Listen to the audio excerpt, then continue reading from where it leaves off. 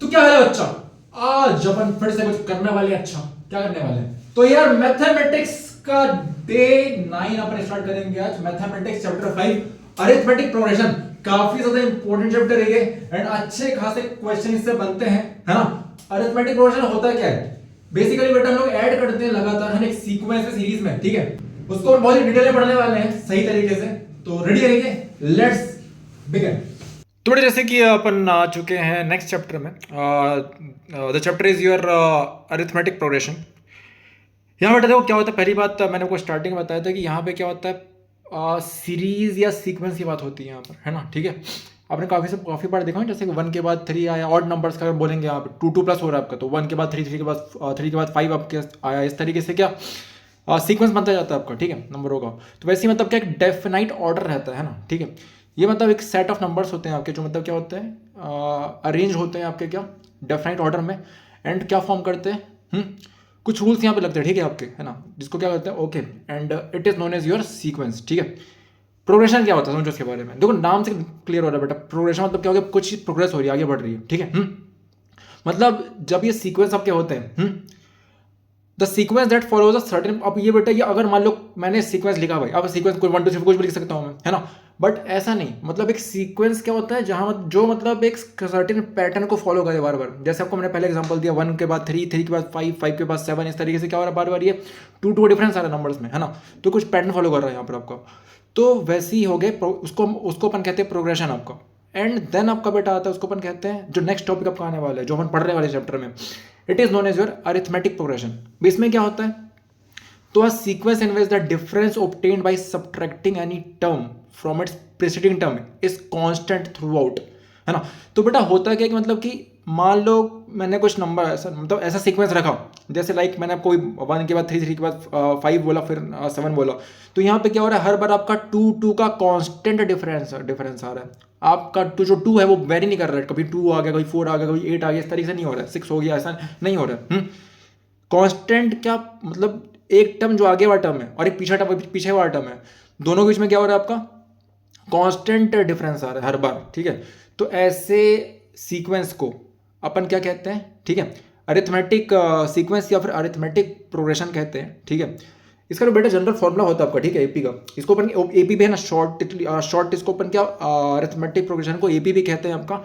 ये होता है क्या, ए होता है, ए प्लस डी होता है, ए प्लस 2D होता है, एंड सो ऑन, है ना। जैसे बेटा जो पहला टर्म होता है, पहले टर्म को अपन क्या कहते हैं, ए कहते हैं, ठीक है। और यहाँ पे डी होता है, डी इसने दिया नहीं यहाँ पर, बट डी मतलब होता है बेटा कॉमन डिफरेंस। उसका फर्स्ट टर्म क्या होने वाला है आपका, ए होने वाला है, और डी से अपन किस नोट करेंगे, कॉमन डिफरेंस को, ठीक है। और जो बेटा जनरल टर्म इसका निकल के आता है आपका, अल्टीमेटली जो एक फॉर्मुला निकल के आता है सॉल्व करने के बाद, लगातार जब मैं क्या ऐसे ही मैं जब आगे बढ़ते जाऊंगा, तो मैं अगर मान लो मैं पहुंच गया nth टर्म तक, मतलब मैं यार आगे बढ़ रहा था 1 के बाद 2 3 4 5 5 6 7 8 ऐसे ही करते करते करीब मैं एक कोई नंबर पे आगे रुक गया, ठीक है। एंड वो नंबर मुझे पता नहीं, मान लो कोई nth टर्म है, nth बार में जाके रुक गया मैं, ठीक है। तो वहां पे कोई फर्स्ट टर्म क्या होगा, ए होगा, डी क्या होगा, कॉमन डिफरेंस होगा, और जो एपी का ऑब्वियस ये बात है। एंड यहाँ पे जो nth टर्म होता है जनरल टर्म, ठीक है, उसको अपन कैसे बताते हैं, उसको अपन बताते हैं A N is equal to A plus N minus 1 D. क्या होता है फॉर्मूला इसका, A N is equal to A plus N minus 1 D. अब बेटा यहाँ पर आपको देखेंगे तो मतलब क्या आपको ए एन दिख रहा है, ए दिख रहा है, एन दिख रहा है और डी दिख रहा है। तो बेसिकली 4 मेरे अननोन है यहाँ पर, 4 क्वांटिटीज है जो मुझे फाइंड करनी होगी, ठीक है। जहाँ पर फॉर्मूला क्या हो गया आपका, A N is equal to A plus N minus 1 into D. And यहाँ पे 4 क्वांटिटीज क्या गया, ए एन हो गया आपका, ए हो गया, एन हो गया, डी हो गया, 3 क्वांटिटीज उसमें है बेटा, है ना। अगर वो दी रहेगी आपको तो ऑटोमेटिकली क्या करोगे आप, फोर्थ निकाल लोगे, ऑब्वियस सी बात है ना, निकाल लोगे नहीं निकाल लोगे, ठीक है। इस रिश्ते के साथ, है ना, जो ऊपर दिया हुआ अच्छा खासा आपका क्या दिया है, A N is equal to A plus N minus 1 D बरोबर, है ना। तो अगर बेटा if only 2 quantities are given, मान लो बेटा अब मान लो कि तुम इन चारों में से बस 2 क्वांटिटी पता है आपको, ठीक है। तो यहाँ पे क्या होगा, देखो सिंपल सी बात मैंने को पहले ही बता चुका है, जब भी कभी 2 क्वांटिटी दी रहती है ना, तो जितने जितने ज़्यादा अननोन रहते हैं उतने ज़्यादा इक्वेशन फॉर्म होते हैं। तो अगर यहाँ पे 2 अननोन रहेंगे आपके, तो आपको यहाँ पर 2 इक्वेशंस निकालने पड़ेंगे, ठीक है। तो 2 conditions equations in the problem okay should be given, okay. Therefore to determine these 2 unknowns we have to solve both the conditions equations linearly. यहाँ बेटा ऑब्वियस सी बात है, लीनियर इक्वेशन बनेगा ये, है ना। ऊपर देख रहे हो तो यहाँ तुमको क्या दिखाई पड़ रहा है, यहाँ स्क्वायर दिखाई पड़ रहा है, स्क्वायर क्यूब दिखाई पड़ रहा है, नहीं दिखाई पड़ रहा है ना। तो बेसिकली कैसी बनेगी भाई इक्वेशन, लीनियर, है ना। राइट, बिना मतलब पावर इसका क्या होने वाला है, 1 होने वाला है, ठीक है। तो अब इसके ये तुम्हारा क्या था, जनरल फॉर्मूला था, ठीक है। अगर मुझे टर्म किस नंबर पे टर्म आपका आ रही है मुझे पता लगाना है। अब इसके बाद बेटा मान लो कि मैं बोल दिया कि भाई जितने भी टर्म थे तुम्हारे एन तक जहां भी गए उसको जोड़ना है सबको, ठीक है। तो that is known as your sum of n terms of an AP, ठीक है। बहुत ज्यादा इंपॉर्टेंट, इससे क्वेश्चन काफी सारे आते हैं, आपके ऊपर वाले से भी आते हैं, इससे भी काफी ज्यादा आते हैं, ठीक है। तो क्या होता है, अगर मान लो बेटा ए टर्म, ए क्या था, फर्स्ट टर्म था आपका, और डी कॉमन डिफरेंस था एपी का, क्लियर। लेकिन देन जो सम रहता है फर्स्ट एन टर्म्स का, मतलब फर्स्ट एन टर्म्स मतलब बेटा एन तक जो मेरी वैल्यूज गई उनको अगर मैं ऐड कर देता हूं, ठीक है, तो वो कैसा निकल के आता है, is given by S N is equal to n by two bracket में 2a plus N minus 1d, ठीक है। ये उसका होता है फॉर्मूला। तो बेटा अगर मान लो कि मुझे क्या बोलते हैं, if L is the last term of a finite AP, है ना। अगर मान लो कि भाई तुमको बोलते कि भाई तुम्हारा जो एपी का जो लास्ट टर्म है वो क्या है, एल है, ठीक है। तो वहां पर क्या करोगे तुम, इतने बड़े फॉर्मूले लगाने की जरूरत नहीं है। सम कैसे बता सकते हैं अपन, S N is equal to क्या हो जाएगा बेटा आपका N by two A plus L हो जाएगा, ठीक है, डायरेक्टली, क्लियर, नो नोटंकी एट ऑल, है ना। बढ़िया, आगे बढ़ते हैं।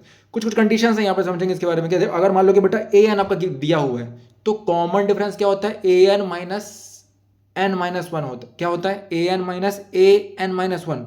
कॉमन डिफरेंस मैं इस तरीके से निकालता हूँ, ठीक है। अगर आपको बेटा एस एन दिया हुआ है तो nth टर्म कैसे निकालूंगा मैं, बहुत इंपॉर्टेंट ये रिश्ता काम आ सकता है, ठीक है, इसको ध्यान देंगे। क्या होता है, A N is equal to होता है S n minus S n minus one, ठीक है। अगर मान लो बेटा तुमको बोलते भाई ए टू निकालो तुम, तो ए टू क्या हो जाएगा, ए टू हो जाएगा आपका S two minus S one, इस तरीके से। यहाँ पे अगर ए बी सी जो है एपी का, क्लियर, अगर इस तरीके से दिया हुआ है, तो यहाँ पे 2b इज इक्वल टू क्या हो जाता है बेटा, A plus C upon, sorry, 2b is equal to क्या हो जाता है, ए प्लस सी हो जाता है। क्या हो जाता है, 2b is equal to A plus C, किसमें, एपी में। अगर आपको बस तीन टर्म दिया तब, है ना, उस कंडीशन में ऐसा होता है ना। इट मीन्स ऑब्वियस सी बात है यार, आधा हो जाएगा, ठीक है। फिर सेकंड टर्म, बीच वाला मिडिल टर्म क्या हो जाएगा, दोनों को आधा हो जाएगा, ऑब्वियस सी बात है। तो उसी को इन्होंने लिख दिया, ठीक है, इस तरीके से 2b is equal to A plus c, clear. अगर मान लो बेटा कोई सीक्वेंस है आपका जहाँ पे एन टर्म्स है, ठीक है, तो उसका बेटा अगर आपको बोलते हैं आर्थ टर्म निकालने के लिए, कहाँ से, एंड से उल्टा चलने बोल रहे, देखो अभी तक बात क्या हो रही थी, सीधे चलने की, मतलब तुम भैया स्टार्टिंग से स्टार्ट कर रहे हैं, ठीक है ना, कि 1 2 3 4 इस तरीके से तुम कर गए, है ना। मान लो कहीं बोलते कि भाई तुम nth टर्म से तुमको वापस आने के लिए बोलते, तो एक कोई आर्थ टर्म है, ठीक है, उसको आपको निकालना है एंड से उल्टा, मैं प्लस करना स्टार्ट कर रहा हूँ या फिर उल्टा मैं स्टार्ट कर रहा हूँ, ठीक है, इसको स्टडी करना सीक्वेंस को। तो ये जो फॉर्मूला यहाँ लगता है वो क्या होता है बेटा, N minus one plus one, N minus are plus one term अपन इसको कहते हैं फ्रॉम द बिगिनिंग, ठीक है, क्लियर।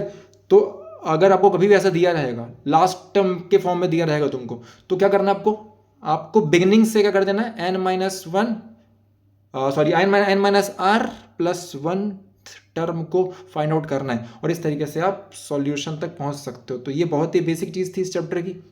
ये मतलब चैप्टर ऐसे है कि मतलब अगर एक बार बनना स्टार्ट हो जाए तो मतलब सारे क्वेश्चन बन जाएंगे, इजीली, बहुत ज़्यादा दिक्कत नहीं आती है। बट अगर नहीं बने तो भैया भटक जाओगे, ठीक है।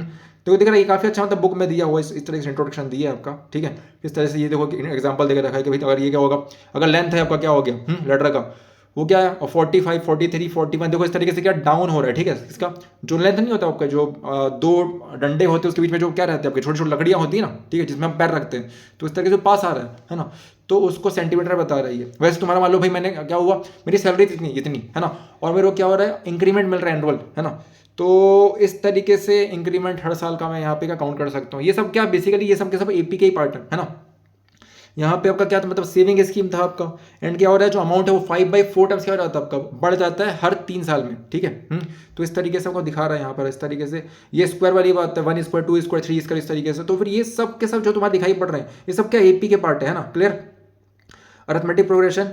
हाँ, और क्या होता है कि जो तुम्हारा कॉमन डिफरेंस है वो क्या, नेगेटिव, पॉजिटिव या जीरो, तीनों में से कुछ भी हो सकता है, ठीक है आपका। और अरिथमेटिक प्रोग्रेशन आपका रहता है वो क्या होता है, लिस्ट ऑफ नंबर्स रहते हैं in which each term is obtained by adding a fixed number to preceding term, है ना। बस फर्स्ट टर्म को छोड़ के बेटा बाकी सारे टर्म में क्या होता है, एक आपका कांस्टेंट नंबर ऐड होते जाता है, ठीक है। इसको आप ध्यान रखेंगे, क्लियर। ये रिलेशन है आपका, ये बता दिया मैंने आपको, पहले ही बता दिया इसके बारे में, है ना। इन्फिनाइट अरिथमेटिक प्रोग्रेशन हो सकते हैं बेटा, तो वो कितने ही हो सकते, वो लिमिट नहीं है उसकी, तो भाई ठीक है। देखो समझो इसके बारे में क्या कह रहा है। नोट एग्जाम्पल्स ए और A to E में अगर देखेंगे अपन, यहाँ पर दिख रहा है ना, क्लियर। तो यहाँ पे क्या देखो सब के सब एंड हो गए, ए से लेकर जो आपका क्या था डी तक था, यहाँ पे वैल्यू कहीं ना कहीं आके एंड हो गई आपकी, क्लियर। एक लास्ट वैल्यू मेरी आ गई भाई 50 750 इस तरीके से 157 है ना, या फिर तुम्हारा ये क्या क्या दिख रहा है भाई यहाँ पे 2.5 में खत्म हो गया आके, है ना, -2.5 में। लेकिन यहाँ पर ई वाले में क्या हो रहा है, ई वाले में देखो एंड ही नहीं हो रहा है, वो जाते जा रहा है ना। तो बेटा उनको अपन कहते हैं इन्फिनाइट अरिथमेटिक प्रोग्रेशंस, ठीक है। और फाइनाइट वाले दिखे रहे भाई अपन ऊपर के, है ना। तो इस तरीके से हम समझ सकते हैं इसको, क्लियर है ना। तो ऐसे एपीज में बेटा लास्ट टर्म नहीं होता है, ठीक है। तो इसको तुम इस तरीके से चाहो तो सॉल्व कर सकते हो, है ना। और मैंने आपको बता चुका इसके बारे में कैसा रिश्ता है, कैसा रिलेशन इसका बनता है आपका। तो बेटा ये क्या हो गया आपका, बेसिक चीज़ें बताई गई है। एंड टर्म मैंने आपको बता दिया, पहली फॉर्मूला क्या होता है इसका आपका। देखो अब यहाँ पे एक फॉर्मूला बस नहीं है, आपके बहुत सारे फॉर्मूले होते हैं, ठीक है।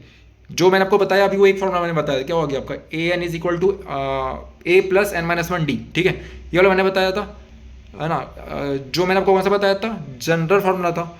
अब जनरल फार्मूला के साथ साथ आपका क्या, ये जो डिफरेंट यहाँ फॉर्मूलेज आपको दिखाई पड़ेंगे, ये मैंने आपको दिखाना शायद भूल गया क्या मैं, हाँ। तो यहाँ पे कुछ भी आपको ऐसा दे सकता है, ठीक है। कभी आपका एन हटा देगा, है ना, कभी ए एन हटा देगा। देखो कुल मिलाकर अल्टीमेटली क्या है आपका, n is equal to A plus N minus 1 d आया, ठीक है, जो मैंने आपको बताया था। अब बात यहाँ पर ये आ रही है कि 5.2, तो एक बार इसको देखिएगा, काफ़ी अच्छे क्वेश्चन है इसके, ठीक है। ये सारे क्वेश्चन को कम से कम एक बार बनाना पड़ेगा भाई आपको, क्लियर, बुक की। एंड इसके बाद क्या होता है, सम की बात आती है। मैंने आपको बताया कि भाई अगर मान लो, देखो यहाँ काफ़ी अच्छा एग्जाम्पल इसने देके बताया हुआ है कि मान लो भाई तुमको क्या 1 से लेकर 100 तक की गिनती दे दी, ठीक है, और बोलती तुमको सब प्लस करना है, सबको ऐड करो और मुझे बताओ कि भाई आखिरकार ये टोटल सम कितना होता है। तो इसको कैसे ऐड करेंगे अपन, यहाँ पहले बेटा एस इज इक्वल टू अपन ये ले लेंगे 1 से लेकर 100 तक प्लस कर डालेंगे, एंड उल्टे में क्या करेंगे, फिर से प्लस करेंगे, ठीक है। एस इज इक्वल टू 100 से लेकर 1 तक। अब दोनों को क्या एस प्लस एस कर देंगे तो 2s बन जाएगा बेटा, है ना। अब ये 100 + 1 हो गया, 99 + 2 हो गया, इस तरीके से सबके सब ऐड हो रहे हैं। तो कुल मिला के जब मैं देखूंगा यहाँ पर तो क्या 101 100 टाइम्स सबके रिपीट हो रहा है ना। और एस इज इक्वल टू क्या हो जाएगा बेटा आपका, ये 100 × 101/2 5050 आपका आंसर आ गया, है ना। अगर आप कैलकुलेट करके देखोगे तो आंसर यही दिखाई पड़ेगा भाई सब आपको, ठीक है। मैडम जी समझ रहे हो, तो कैसे हुआ ये, है ना, सम करके। तो आप लिटरली मतलब काफ़ी बड़े बड़े नंबर्स को ऐड कर, मतलब सोचो कि ये लाइफ के लिए कितना बढ़िया चीज़ है यार, है ना। हमको ज़रूरत ही नहीं पड़ेगी ज़्यादा बड़े बड़े, मतलब पुराने ज़माने में कैलकुलेटर आपके नहीं होते थे, पुराने ज़माने में कैलकुलेटर नहीं होते थे, है ना। तो लोग क्या इस तरीके से ट्रिक्स अपनाते थे। ठीक है, तो एपी का काफ़ी बड़ा यूज़ है इसलिए मैथमेटिक्स में आपका, है ना। तो ये हो गया आपका। एंड अगर मैं ऐसे ही करते करते nth टर्म की बात करूंगा मैं, ठीक है, nth टर्म तक जाऊंगा मैं, तो अल्टीमेटली से रिश्ता वही जो मैंने आपको दिखा दिया वो आया, क्या, S is equal to n/2 2a + n-1 d, ठीक है। अब वही मान लो क्या हो गया बेटा, ये इसको अपन कैसे लिख सकते हैं, इसको अपन लिख सकते हैं S is equal to n/2 a + an भी लिख सकते हैं, ठीक है, इसमें कोई दिक्कत वाली बात नहीं है। साथ में लास्ट टर्म मैंने आपको बता दिया कि अगर लास्ट टर्म रहता है तो S is equal to n/2 a + l हो सकता है ना।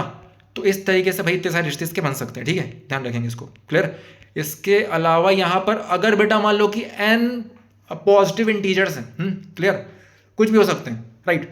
तो उनका जो बेसिक फॉर्मूला बनेगा वो क्या होने वाला है आपका, वो होगा Sn is equal to n+1/2, समझे क्या होने वाला है भाई, है ना। n और ब्रैकेट में n+1/2, ठीक है, एक जनरल फॉर्मूला कब के लिए, जब n पॉजिटिव इंटीजर्स होंगे तब, नेगेटिव वाली बात नहीं हो रही यहाँ पे, ठीक है, ओनली पॉजिटिव इंटीजर्स के लिए। अब ये इस तरीके से बेटे ये चैप्टर आपका है, यहाँ पर ये सारे क्वेश्चन बनाने पड़ेंगे आपको, इसको बनाइए, काफ़ी इंपॉर्टेंट है एंड काफ़ी अच्छे इंटरेस्टिंग क्वेश्चन है इसके, ठीक है, एग्जाम में अच्छे खासे आते हैं, तो बनाइएगा। एंड इसी के साथ आपका ये अध्याय हो जाता है समाप्त, ज़्यादा कुछ बड़ा था नहीं, ठीक है। देखो लास्ट में से दे कभी रखा हुआ है क्या, अगर 3 टर्म का ये भी है आपका तो बी इज इक्वल टू क्या हो जाएगा, a+c/2, तो मेरे को पता है ना, हाफ हो जाता है भाई, बीच वाला टर्म क्या हो जाएगा, ऑटोमेटिकली हाफ हो जाएगा ना, ठीक है, अगल बगल का। तो यही आपका मतलब क्या, अगर 3 का निकालेंगे तो इस तरीके से, है ना, मीन निकल के आपका आ जाएगा, क्लियर। तो फिर इसी के साथ अध्याय होता है समाप्त आपका। नए अध्याय के साथ साइंस के, है ना, मिलेंगे आपसे, कहाँ मिलेंगे, मतलब यहीं मिलेंगे अगली कक्षा में, ठीक है। तब तक के लिए धन्यवाद, बाय बाय। तो बट आई होप आपको क्लास पसंद आई होगी, समझ में आई होगी, एंड जो मेरा इंटेंशन था इसको समझाने के प्रति वो आई थिंक आपको क्लियर हुआ होगा कि अरिथमेटिक प्रोग्रेशन क्यों इंपॉर्टेंट है ना। तो इसके बाद डे 10 में हम कुछ नया पढ़ेंगे, क्या साइंस का रहेगा, बट देखते हैं क्या होता है, मिलते हैं।